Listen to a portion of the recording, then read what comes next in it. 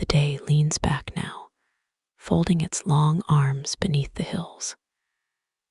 The sun slips away like a slow sigh, leaving a band of silver light that lingers along the ridge. Above, the first stars appear, tiny lanterns dotted across the sky, patient and steady. You can almost hear them breathe with the quiet. Settle in where you are. Feel the mattress or chair supporting you, the gentle give beneath your weight. The air around you has cooled. A soft wind moves through the trees, carrying the faint, clean smell of grass and earth. Somewhere nearby, crickets have begun their evening song, small, steady notes that sound like an old, comforting clock. Everything is calm. Everything is safe. Let your shoulders drop. Let your jaw unclench. If you like, close your eyes. We're going to take 3 simple breaths together to shift attention inward, to bring you home to this moment. Take a slow, deep breath in through your nose. Count to 4 in your head. 1, 2, 3, 4. Hold it gently at the top for 2 counts. And exhale softly through your mouth for 6. 1, 2, 3, 4, 5, 6. Feeling more of the tension ease away. Again, breathe in for 4, filling the belly, the ribs. 1, 2, 3, 4. Hold for 2. Long, slow out for 6, letting your chest soften, letting your thoughts settle. 1 more time. Inhale 4, calm and steady. Hold 2. Exhale 6, releasing anything that doesn't belong here tonight.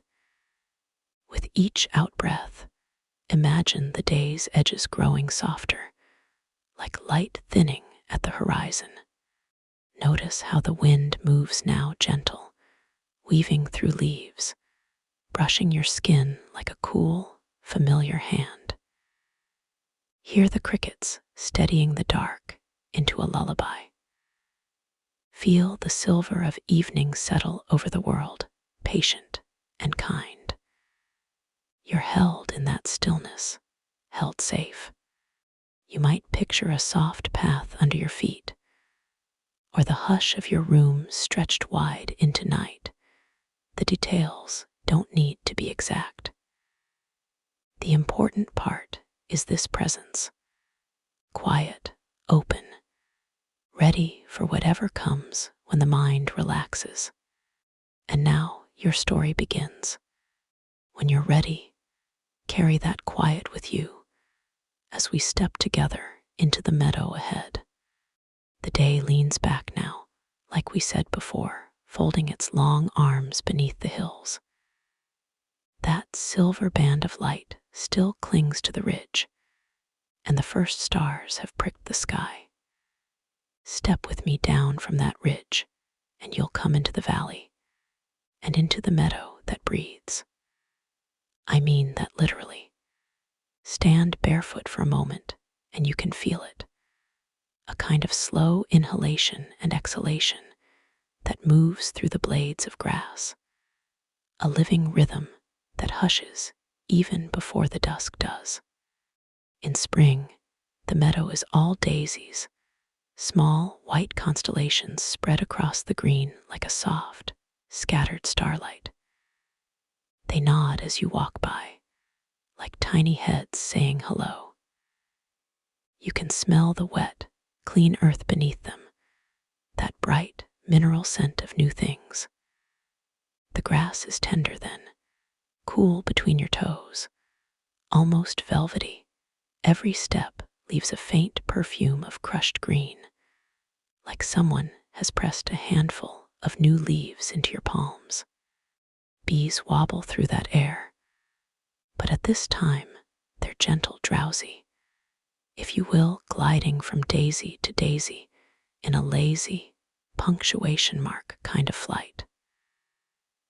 Their buzzing is a low, golden thread under everything, a promise that the world is busy in the best way. Come summer, and the meadow becomes louder. The daisies give room to wildflowers, poppies, clover, tiny bluebell bells hiding their faces in the taller stems. The scent changes. It thickens into something honeyed and warm, with hints of thyme and sun-warmed hay. Bees are everywhere now.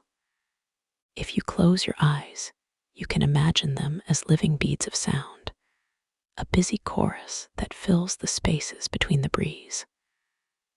Their buzz is not intrusive. It wraps around you like a shawl, close and comforting. The grass has grown full and springy. When you run a hand through it, it rises like a wave, then settles, each blade catching the light in a million tiny reflections. It feels alive under your palm, as if each blade were a breath, a small green lung. As evening comes, the earth keeps the day's warmth and offers it back.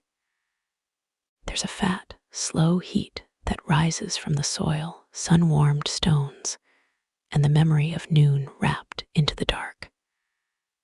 Put your face low to the ground, and you'll catch it.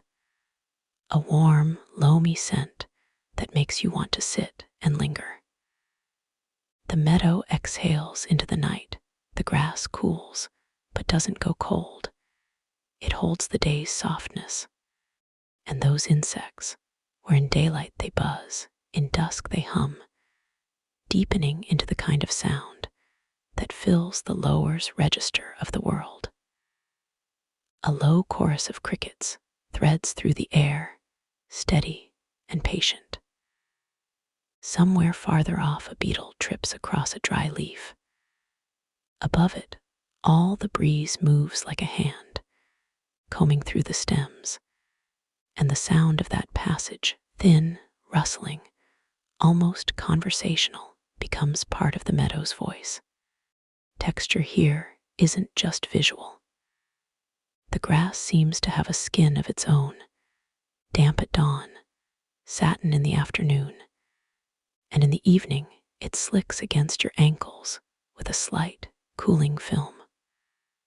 Walk with your palm grazing the tops, and you'll feel the tiny edges, the soft serrations that catch the light. Wildflowers add little points of contrast, petals that are almost papery, some like butter-soft cloth, others tipped with dust that leaves a faint powder on your fingertips. The air is populated by scent like a crowded room. Crushed green, sun-baked sugar, a resinous hint from a far-off pine, a sweet bitterness from the last clover heads. Even the silence has texture. It's not emptiness, but a layered hush where each small sound has space to exist. For sounds to fill this with real life under your headphones, imagine soft background hum of crickets, steady and warm, a distant owl calling once, twice, as if testing the dark, and the occasional gentle brush of wind threading through the grass. Let there be the near, intimate rustle of a blade against a hand, the faint skitter of an insect on a leaf, and behind it all, that persistent bee bass in summer, a heartbeat under the meadow's chest. Those layers make an environment you can sit inside, not just observe. At the meadow's edge, where the green begins to thin and the ground tilts toward the old lane, sits a small stone cottage. It's not grand, just a low, honest house with smoke that puffs up in lazy rings when the hearth is lit. A single lamp that throws a pool of honeyed light across the threshold. Ivy clings to one corner, and a tiny garden herbs and a few stubborn marigolds bristles against the wall. From here, You can see how the meadow leans its long grasses toward the cottage, as if listening. In the evening, the cottage's windows hold reflections of the sky and the meadow. It looks like a breath caught in a glass. That's where we'll find our next footsteps, just beyond that lamplight. The path from the meadow to the door, the small bridge of grass and stone that someone crosses again and again. Stay with that soundscape for a moment, the crickets, the owl, the wind, because as the cottage light steadies and the meadow settles into its inhalation, a figure will step forward to meet the dusk. We'll follow him into the doorway, but first listen to the meadow hold its breath with you. The cottage is small enough to be polite to, the kind of place that seems to breathe with you. Low stone walls darkened by years of rain, a thatched roof thick as a promise, moss feathering the eaves. Smoke curls from the little chimney in lazy rings, and whenever the sun finds its way through a gap in the clouds, there's a certain square of light that comes to life on the wooden floor, perfect for a cat. That cat, by the way, is a lifetime specialist in sunbeams. It will fold itself into that light and become nothing but a purr and a warm shape, a living cushion on the sill. That cushion lives with Elior. He's small in a kind way, the kind that makes you want to hand him a blanket even if he doesn't need it. His hands are good at fixing things, buttons, little crooked toys, and his laugh is quieter than most children's. When the day leans back and the light goes soft, he moves through his evening like it's a small ritual everyone should know. First, a bowl of thin porridge, stirred with the same worn spoon his grandmother used to use. He eats slowly, because why hurry when the world itself is slowing down? Then he washes his face at the basin, the water cold and bright, and the basin makes a tiny clink that sounds like a bell calling the night to dinner. He pulls on the patchwork nightshirt stitches from a dozen winters and combs his hair with a careful few tugs, as if each pass sets the day to rest. But before he climbs into bed, before the blanket is pulled up even an inch, there is one thing he must do. He pads to the window and opens it just enough to let the meadow breathe in. The window looks out over long grass and a crooked lane, over a stream that makes its own music, over hedges where owls keep their watches. He sits there, one knee up, the other dangling, and listens. Listening in Elior's house is not filling the silence so much as reading it.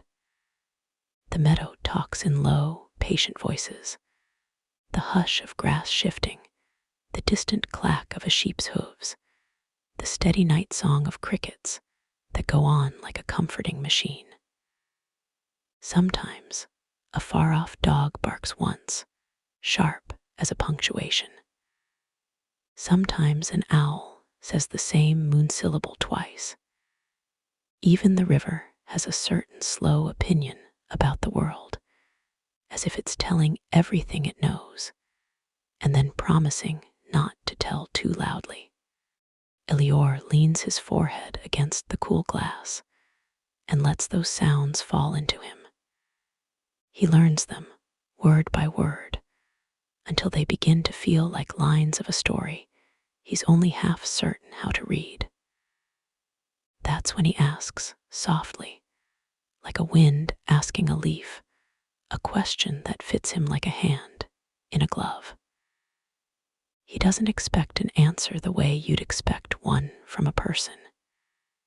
He asks because the question tastes good in his mouth. What do the stars say to each other while the world sleeps? Say it like that with him for a second. It's not a wild question. It's a gentle, careful one, the kind curiosity that waits politely for the cosmos to finish its sentence. Sometimes he says it aloud into the room, and the cat lifts an ear as if it understands more than it should. Other nights he says it into the dark, and it hangs there between the rafters, joining the smoke and the dust and the hush. You can see why the question sits on him. He's the kind of child who wonders about small things until they feel very large. He's gentle. He ties the cat's whiskers back when they get singed near the hearth. He leaves an extra slice of bread on the doorstep for whoever needs it. He's curious, the sort of curiosity that will sit with the question at the window until the stars grow bold and the wind shifts to something new. He is ready, too. Ready not in the dramatic, adventurous way you see in stories, but in the quiet, steady way of someone who knows the night is only another room to be walked through. Tonight, the silver along the ridge is a little thinner, the first stars pricking more boldly at the dark. Elior presses his palm to the cool pane, listens to the meadow speak, tastes the question of the stars on his lips, and then, almost without thinking, he straightens, reaches for the latch. The door is only a few steps away, and ahead of it the night waits, patient and full of its own noises. If we follow him, we'll step out into that sound with him. Shall we go? The moon is full tonight, a round, cold coin hung just above the black of the trees, silver so complete it seems to pour down and settle on the cottage roof. Inside, Elior turns the pillow to the cool side, then turns again. The night is too quiet. Not empty, not exactly, but a stillness that presses at the ribs, that keeps him awake by its steady, patient hush. He folds his hands under his head and listens. The house breathes around him. The tick of an old clock in the next room, the faint creak of the bed as the house remembers its footprints. But outside, beyond the stone and the thatch, something else is going on. A small insistence at the edges of sleep. The moon, large and unhurried, watches. The wind is nowhere to be found. The air holds, like a held note, like a promise. So he slips from the bed. Bare feet meet the cold flagstones of the hearth, then the threshold. The latch lifts with a soft, familiar clack, and he steps out. The cool of the night wraps around him, not biting, more like a careful hand on the shoulder. He pads barefoot across the yard. Each step, the soft give of grass, a tiny spring against the soles, a whisper of earth. It's immediate and intimate, the world communicated through skin. The meadow opens before him, a shallow sea of pale stems and waving heads. In the moonlight, every blade takes on a life of its own, silvered at the tips, dark at the roots. Fireflies blink and drift, not scattered so much as raining, like slow, deliberate falling stars. One hovers close, a pale heartbeat against his wrist, then floats away to its private orbit. They map the dark with lanterns, a gentle constellation pressed low to the ground. Listen, the crickets sing their small, sleepy songs, a steady tapping thrum that stitches the night together. It's not loud, It's the sort of music that tucks the world tighter. Between their notes, other sounds bloom, the faint rustle of a rabbit in the long grass, the distant clack of a pheasant's wing, the soft, repeated murmur of stems shifting as a mouse moves like a question through the roots. The meadow is not silent. It is full, quietly, remarkably full. He walks deeper, and the texture of the night changes underfoot. Soft grass gives way to tufts and clover. The dark is a quilt of shadows and silver strips. Each step stirs a breath of scent, damp earth, crushed herbs, the green mineral tang that only a place grown wild can offer. The grasses shimmer, not from moonlight alone, but as if each blade is holding and releasing a tiny secret. Little mote lights drift and fade, distant frogs add a low, round chord. Somewhere overhead, a single owl outlines its patience in the black. There is a tenderness here, a slow, deliberate animation. Moths beat pale wings against the lantern of his skin. A fox's scent quickens, then slips away. Tiny movements, a head of grass tipping, a beetle breaking on a leaf, make the whole meadow feel awake with small decisions.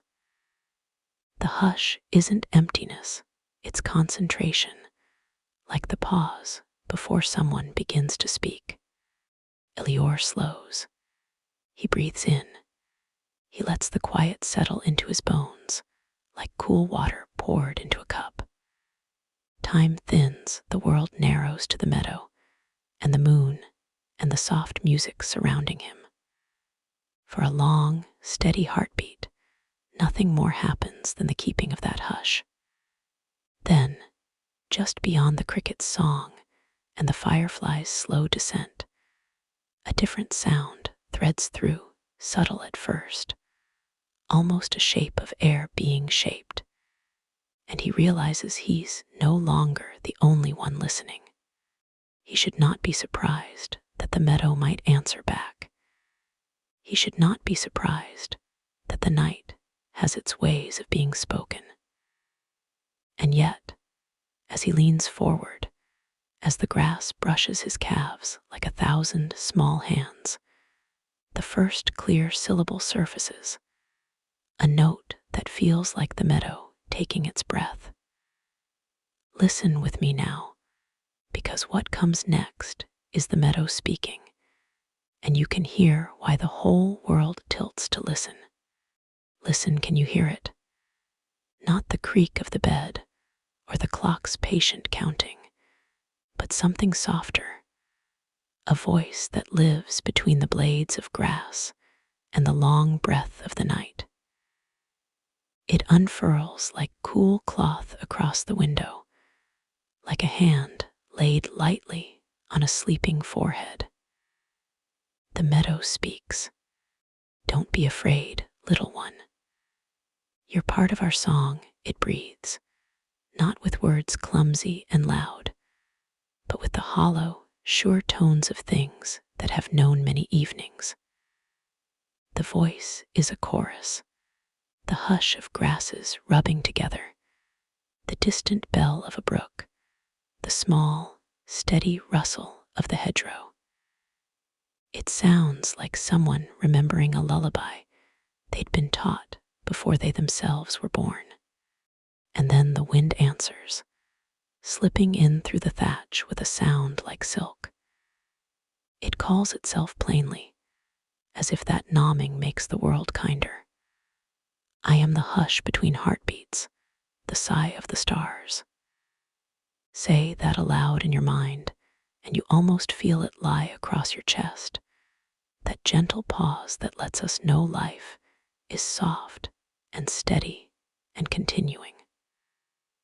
The wind is not a thing to fear tonight. It is the patient thing that makes space for dreams. Elior, half tucked beneath his patchwork quilt, hears this as a kind of halo at the edge of sleep. His eyelids float like small curtains. He turns his face toward the window, toward the silver of the moon that has been poured across the roof, and he answers in a voice that is all smallness and wonder. His words are slow, like someone testing a ladder rung. "I'm almost dreaming," he says. "I can feel the meadow. It's like someone's talking me home." The meadow hums. "You are already home," it says. "Every blade knows your footprints. Every moth knows the outline of your shoulder. Breathe, and you will find the notes you were born with. We will carry them for you tonight." There's no hurry in that promise. There's no heavy hand. Just an invitation, soft as flourished handwriting at the bottom of a letter. The voice of the wind slips in again, playful and grave at once. "We will teach you the slow songs," it murmurs. "Songs that remember being seeds, songs that remember the taste of rain, songs that gather around your name like blankets." It moves through the room like a lullaby's refrain, circling the lamp, threading through the curtain. You can almost hear the meadow arranging the syllables into something you could sing backwards in the dark and still feel safe. Elior's reply is a tiny, sleepy thing. "Will you stay?" he whispers. His question is a child's plea and a grown thing's prayer all at once, to be seen, to be kept, to be allowed to drift without being lost. "Always," says the meadow. "We are the long green of the world that remembers how to keep. Don't be afraid, little one. You're part of our song." Those words come again, because some words are like doors and need to be opened twice. The grammar of belonging settles over him like warm rain. The meadow doesn't demand anything of him. It offers a seat in a chorus that's been humming since before his name was chosen. The exchange slips into the rhythm of a lullaby. The meadow and the wind take turns, a line of comfort, a soft humming answer. The syllables are simple: stay, breathe, listen, but they stitch together into something like a map. "Listen to the stars," the wind says. "They punctuate the dark with tiny lamps. We will teach you to count them not as things to conquer, but as companions to follow." The meadow adds a countermelody. "Listen to the soil. It knows how to keep a secret. Let it tuck your small worries under its hand." Elior's voice grows thinner, threaded with sleep. "I don't want to wake yet," he confesses into the dark. And it's not a selfish plea so much as a request for the night to be kinder for a while. The meadow answers without hurry. "You will wake when you are called by morning, when the sun gathers its shawl and asks for you back. Until then, we will hold the space in which you can be small and fierce and tender without needing to explain. You're allowed to drift. You're allowed to be only a drifting thought." There's a moment where the sound of the cottage, the soft settling of beams, the low tick of something in the wall becomes part of the chorus. The whole house seems to inhale and exhale with the meadow's reassurance. Even the moon listens. The voice outside piles tiny images across the mind. A moth finding the light, a fox padding through bracken, dew deciding which blade to crown first. Each detail is a stitch that mends the worry-bare places. "Do you know," the wind says, a little conspiratorial now, that we have been waiting for you to join. The world has been queued up like an orchestra. All it needed was one small pair of ears to appreciate the swell. It teases, it comforts. It is both ancient and intimate. Elior answers with a half-laugh that turns into a yawn. Then play me something, he says. Play me the part that fits under my ribs. Close your eyes, the meadow replies. We will play the part that remembers you were never alone. We will hum the note that fits your heartbeat. We will let the wind be the first finger across the strings. The sound that follows is not loud, more a suggestion of melody, the kind that makes the muscles of your face soften. It is the tune of belonging, and as the last syllables hang, stretched thin like a ribbon in the dark, the scene narrows to the small, perfect point of sleep. Elior's words slow down to nothing. His breath finds the measure the meadow has offered, and the wind, the hush between heartbeats, the sigh of the stars, walks him gently toward the place where waking and dreaming touch. Stay with that feeling for a moment. The slow buoyancy as thoughts soften, the sense of being folded into a larger song. When we open the next door, we'll follow Elior further into that dream space, the meadow's melody becoming the landscape of his sleep. Come with me. We'll step quietly into what the night wants to show him next. You already heard the meadow's hush, that slow, patient voice that lives between the blades of grass. Now lift your eyes. Not hurried, not sweeping, just a quiet tilt upward. The sky is a dark cloth with tiny lanterns stitched across it, each one hung on an invisible thread. Picture them like that, tiny lanterns, not burning with heat, but with a gentle light that seems to know how to be small and steady. These lanterns speak. If you listen in the way you would listen to a friend who's telling you something simple but true.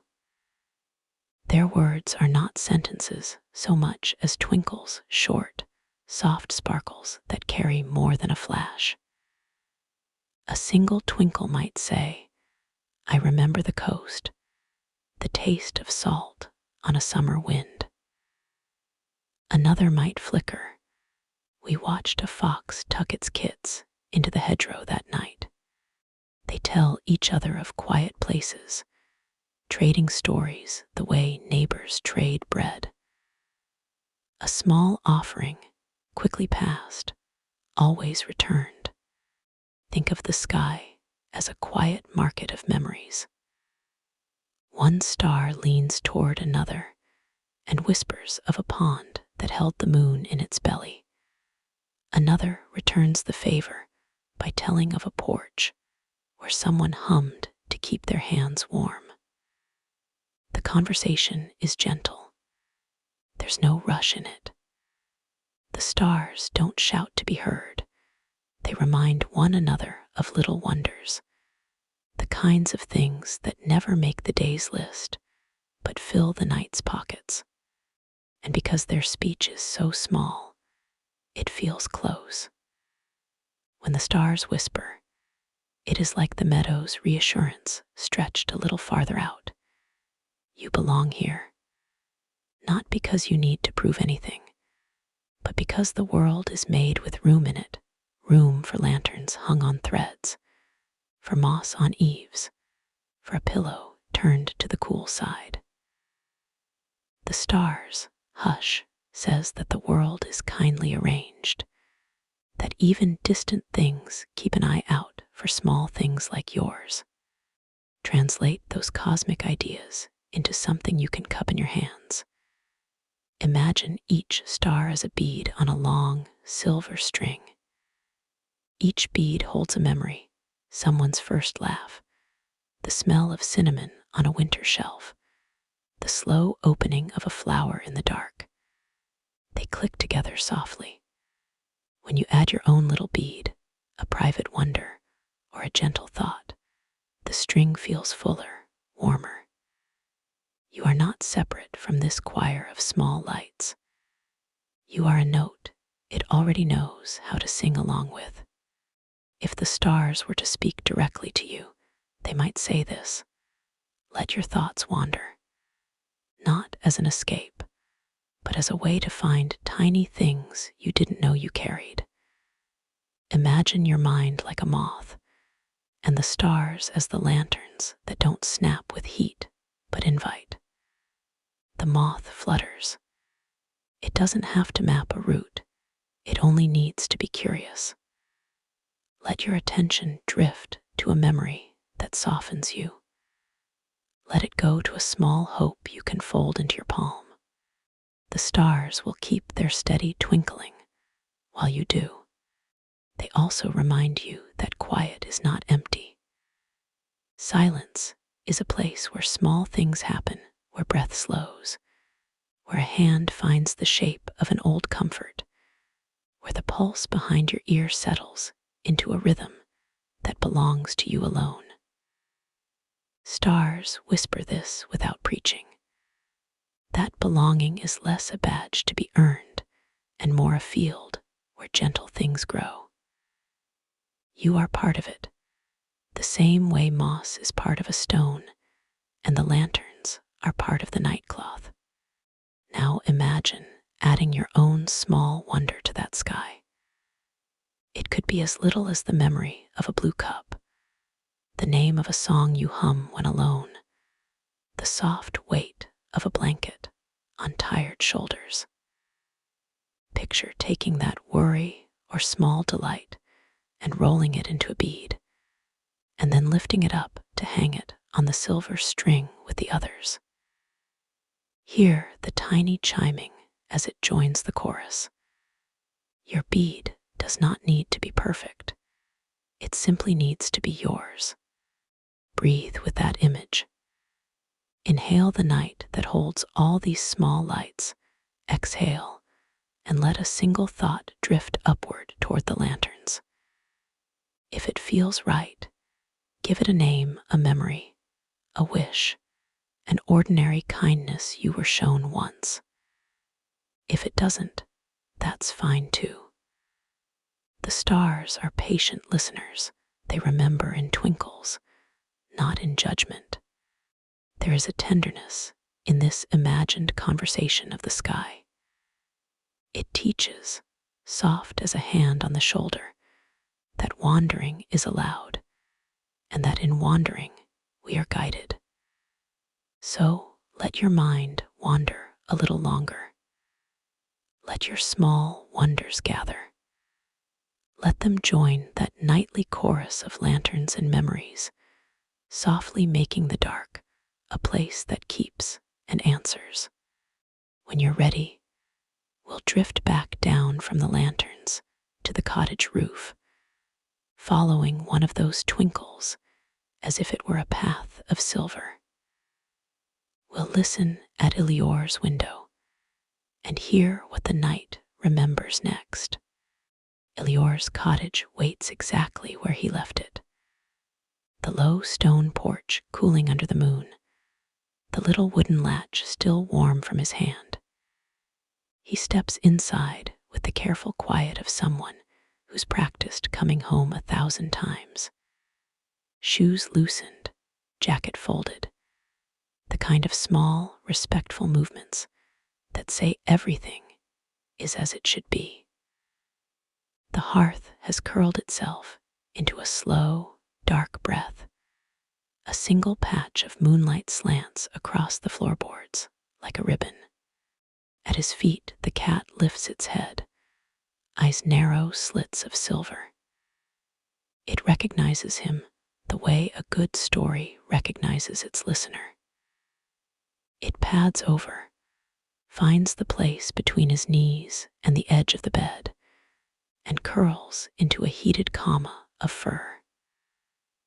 The rumble of its purr is a map back to calm, low, steady, and exactly where the heart can follow. Outside, the meadow keeps its promise. Those small evening voices we heard earlier, the soft exhale of grasses, the distant bell of an insect, they begin to fold themselves into something gentler now, a lullaby that moves in long, slow waves. The meadow's hum is no longer attention-seeking.